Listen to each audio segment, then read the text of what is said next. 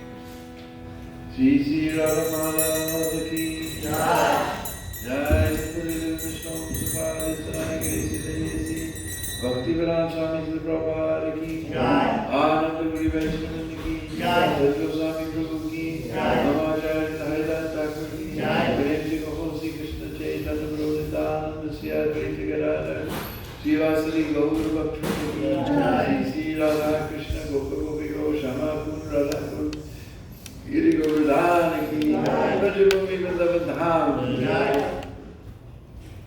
Sri Vraja Katha ki Jai Sri Krishna Baldao ki Jai Go Premanand Hari Hari Bol. All glory to Hare Krishna. Hare Krishna. All glories to Sri Guru. All glories to Sri Guru. Sri Guru. All glories to Srila Prabhupada.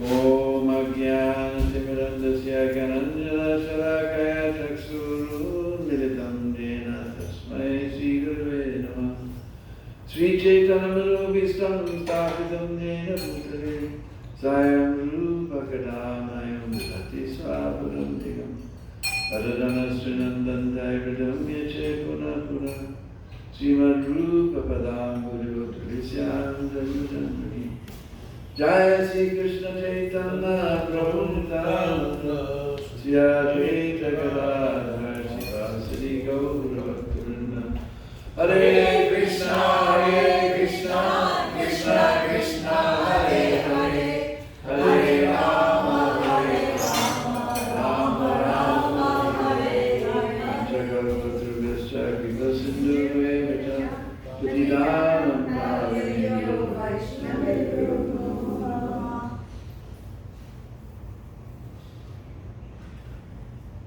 So today again we're going to do Vraja Katha. And we're going to a place on the same side of the Delhi highway as our temple. It's one of the upavans. There's not only 12 forests as we describe it, there's those upavans and ardavans and nivans, I don't know. So many. This is called Bachavan. Bacha, you know, means child, huh? And Bachra means calf. And I give you a hint about this pastime. And I'm reminded of this pastime because this pastime takes place under a beautiful banyan tree. It's like we have got this gorgeous, humongous banyan tree out back. It's so wonderful. So in Bachavan there's a place called Akshay Bhat. Bhat, you may know, means banyan tree. In Hindi and Sanskrit we call Bhat or Vargat. It's like you may have heard of Bouncy Bhat. In English we say banyan tree. And one time I found a big book on Indian trees about this thick. So it wasn't a joke, it was a serious story. How it became known as banyan tree. Because during British times in India, the Britishers noticed that all the merchants would set up their shops and their pushcarts in the shade of this particular tree. Now in Iskcon we know that the mercantile class of people is called Vaishnavas, right? But in India, and Sri Krishna can confirm, we call Baniya, right? Yes. Krishna, that's called Baniya. So the British used to say that's the Baniya tree. Gradually became banyan tree.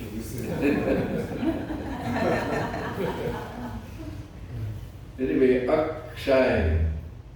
Shai means to diminish. And as soon as we put an A, just like Sura and Asura, it means the opposite. It never diminishes. It's the eternal banyan tree. Akshay Bhat.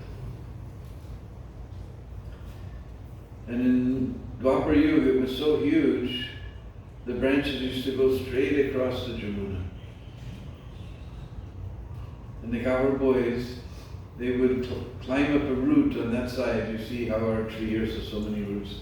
He's also going on Trikam. He's coming to see Panchatattva. He's so many roots, he's taking so many steps toward Panchatattva to take darshan. He's also doing Trikam. So they would shimmy up a root on one side of the Jamuna, then run across the other branches are so straight. They would just run and then slide down the root on the other side of the Jamuna. So they were herding the calves. All the cowherd boys were herding all the calves. And they came to Akshayvat and they had a whole wonderful pastime. Climbing up that tree, shimmying up a root, running out over the Jamuna, jumping into the water, then coming back to the shore, then coming up and jumping into the water. They were having wonderful water sporting pastimes. Now you know what happens if you spend a lot of time in the water? Huh? Your skin gets wrinkly? That also, but you get very hungry.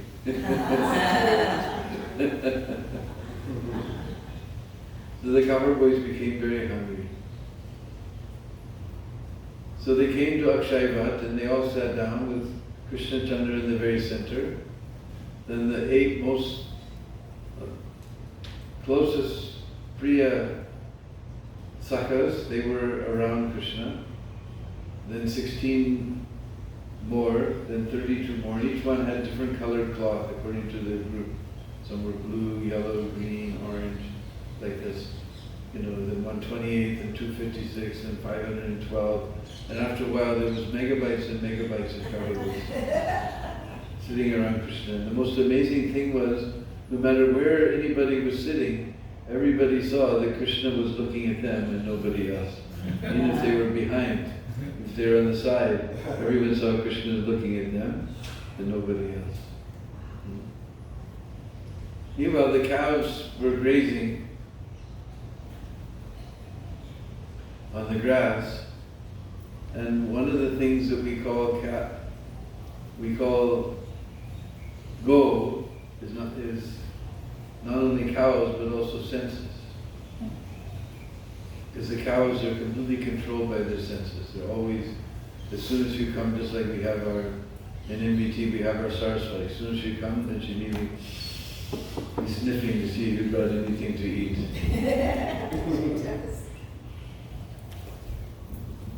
So the cows, they were seeing that the grass was greener on the other side of the hill. They kept going farther and then oh, that looks greener, that looks greener. All of a sudden the cowherd boys, they all looked up and they saw the calves were out of sight.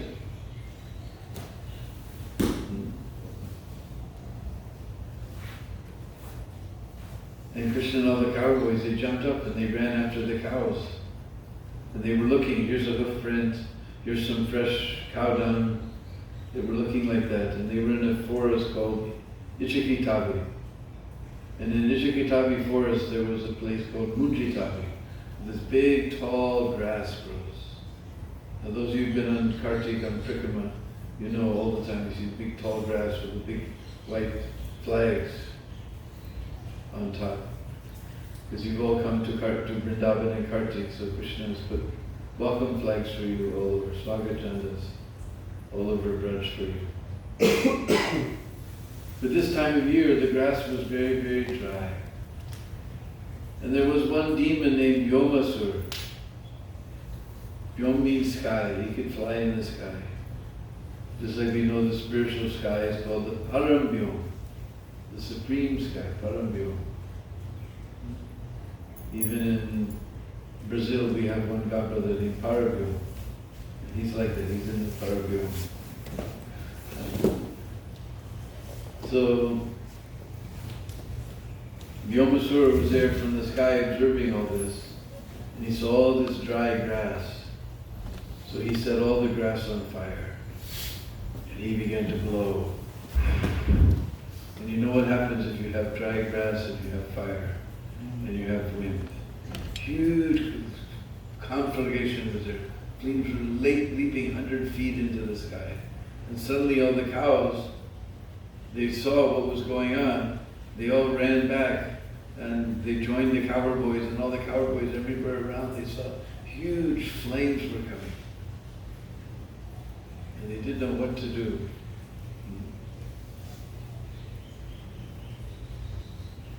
So they all ran to Krishna. Krishna, Krishna, please save us. And Krishna, he thought for a minute. Then he told all the cowherd boys, you have to shut your eyes. And the cowherd boys thought Krishna is going to chant some special secret mantra. So it's not proper if somebody's looking while someone's chanting secret mantra. They thought that's what the reason was, so they all shut their eyes.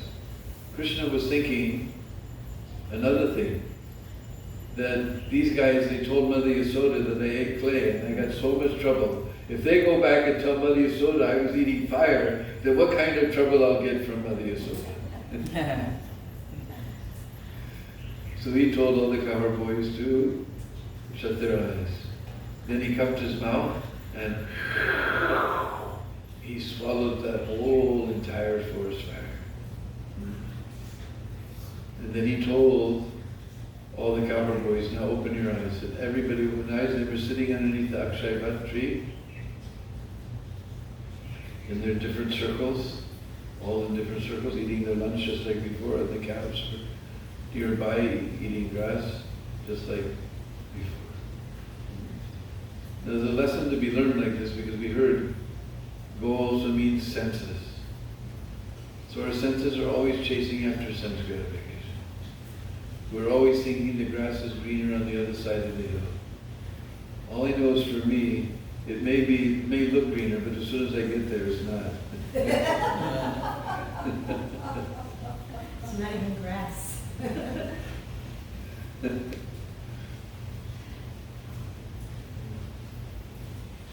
So the senses are always chasing after sense gratification. And we know sense gratification never gives us satisfaction. Just like now you know how old we were. When we were young, the favorite song was, I can't get no satisfaction. And I try, and I try, and I try, I can't get no satisfaction. Our heart begins to burn in the fire of lust. So like that, the cows are wandering after the grass, after sense gratification. Because cows, they're foolish animals. We don't like to use that word for a cow, but in one sense they are foolish. They're always following their nose here and there. Just like I remember I was at the manor one time, and someone donated a whole bunch of apples for the cows. So one cow got loose and she chewed open one of the bags of apples. She began to eat. She began to eat so many apples. She finally ate so many apples she bloated. She turned over on her back and put her feet in the air and died. So cows are foolish like that. So we're foolish like that. We're always chasing after sense gratification. And we get burned. We never learn. Just like I remember in the old days, in the old Berkeley Temple, and when they were before this, when they have now, there was some sort of an appearance day. So there was a half-day fast. And we were young brahmacharis, we were horrified. Half-day fast, will we survive? Fast? We never heard of such a thing as a fast. We were worried we were going to survive or not. Anyway, somehow there was a half-day fast. So then at noon there was arti. We were chanting the arti very enthusiastically, very quickly. Oh, when is this arti going to be over? Then we ran to the prasadam room and we all sat down and we chanted the mantra really fast, Sarita Vijarada, and the cooks were serving and the devotees were serving out as fast as they could. And this is the old days before they tried to make chocolate illegal. There was this wonderful chocolate cake with rich, creamy chocolate icing. All of us, our seekers, went straight up. Everybody was waiting for the mantra to be over, So as soon as the mantra was over, everybody grabbed that nice, creamy chocolate cake. But the neophyte cooks, they put salt instead of sugar. Oh, And everybody took a bite and went, whoa.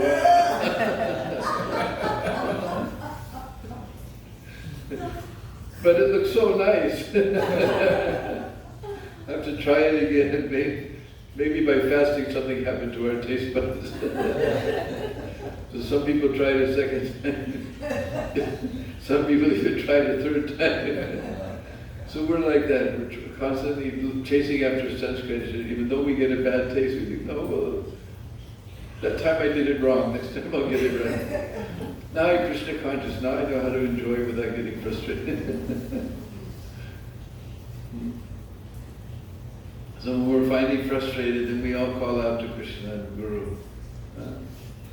Oh Krishna! Please save us! Please save us! Like that, the cowboys, they went into the forest looking after the cows who wander after so much greener grass, and they just got in the blazing forest fire of material existence, and they called out to Krishna and they were saved. And this is very incredible.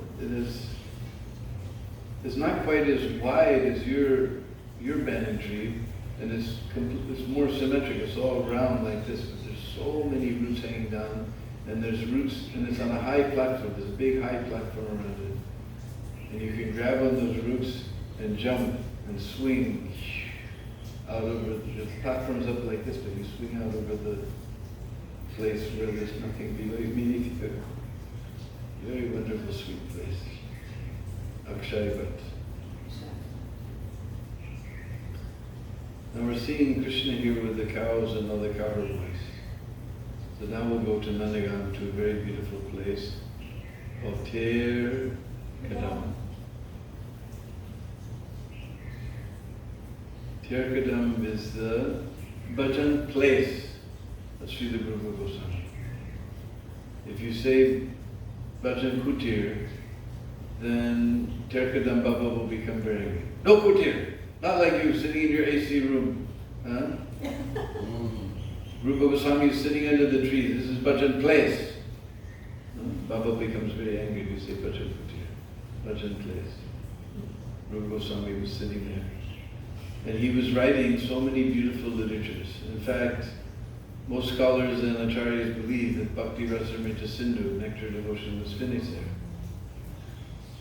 We don't know where it started, but Rupa Goswami doesn't say directly, but at the last verse of Bhakti Rasamrita Sindhu in Sanskrit, it says that in such half of such month, in such year, and I'm sitting under a banyan tree, kadamba tree. See, the banyan trees on the brain. Kadamba tree finishing this Bhakti Rasamrita Sindhu. So most scholars believe by that hint that this is finished.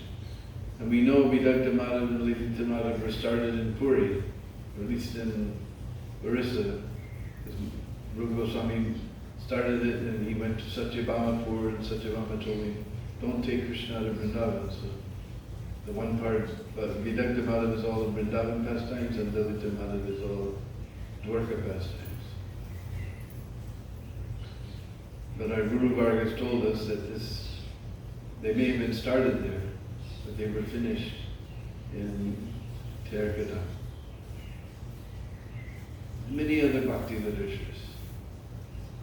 And when you go there, we'll get to that in a minute.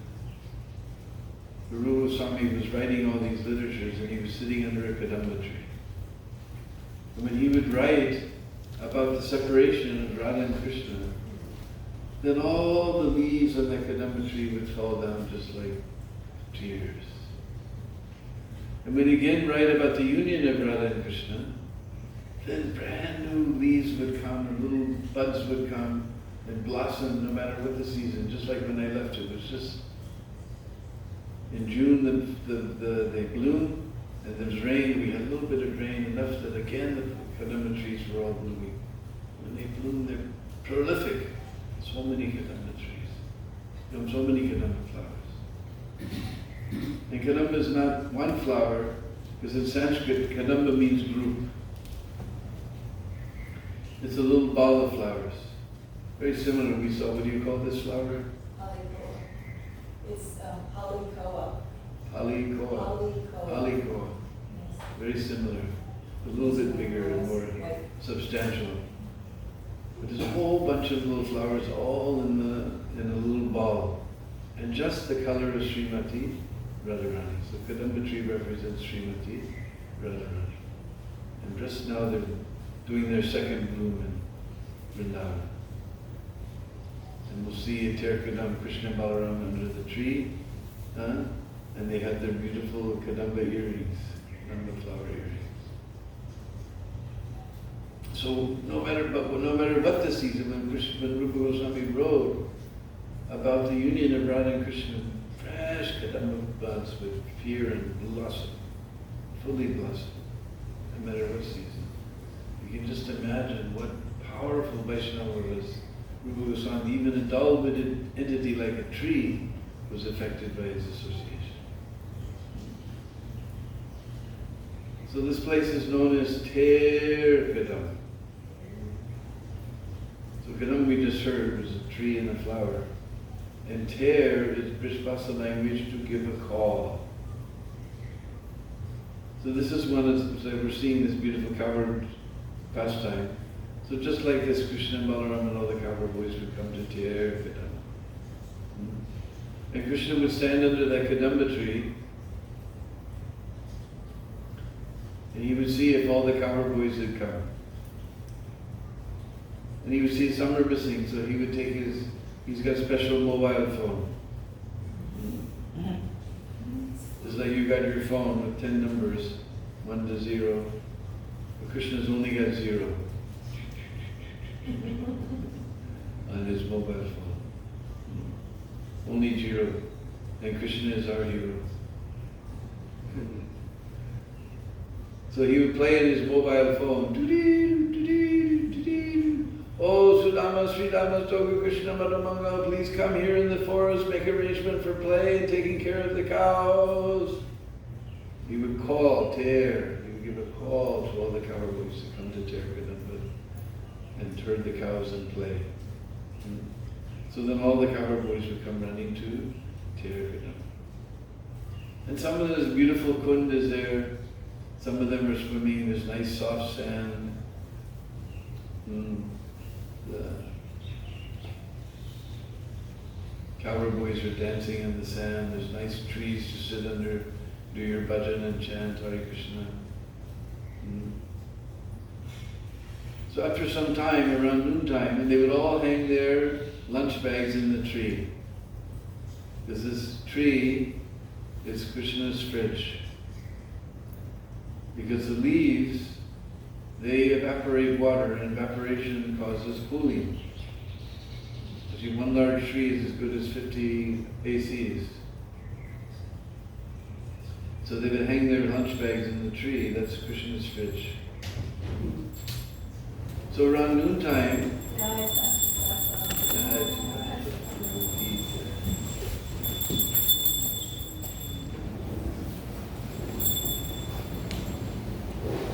around noontime, everybody's hungry. And they all want to sit down and take prasad. But the cowherd boys, they can't eat without Krishna. But Krishna, he's never hungry. Krishna's another name is Mittable, who's never has book, never has hunger. We call Krishna by our love, and he comes and eats, but otherwise he has no hunger. The cowherd boys, they can't eat without Krishna. Now they don't have mobile phone. They have their own echo sound voice. So all the cowherd boys, they give a tear, a call. What is that? Oh Krishna! Oh Krishna! Come take your lunch! Come take your lunch! We're all hungry! We're all hungry! And Terkadamba Baba, he even learned Russian. Idu! Idu! I'm coming!